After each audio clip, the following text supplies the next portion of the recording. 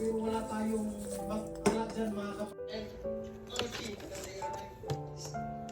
just pa lang. Tama ang husband, tama ang may your one.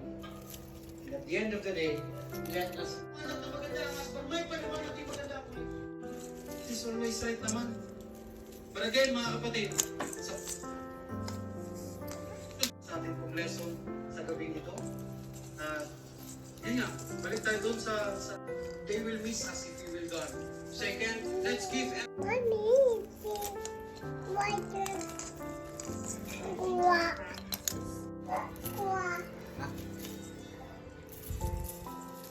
Want to help mommy?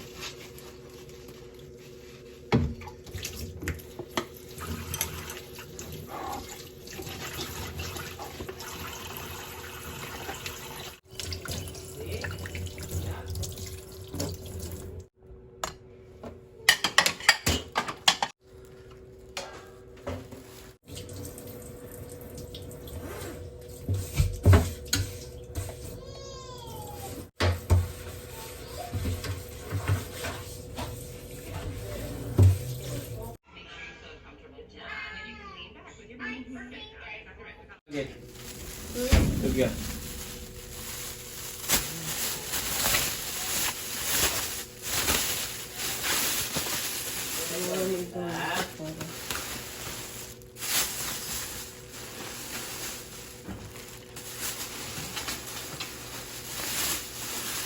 Wow, cute sa potato marbles.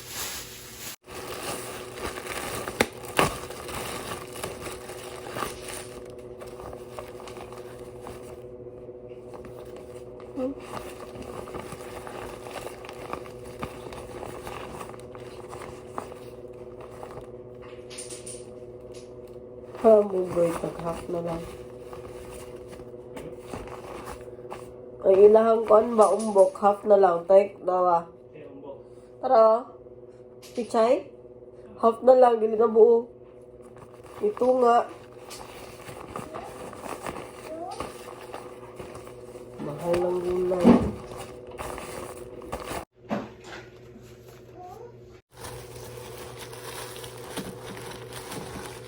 Dili, ilan eh. Yung isa. Dito nga. Nagadaan.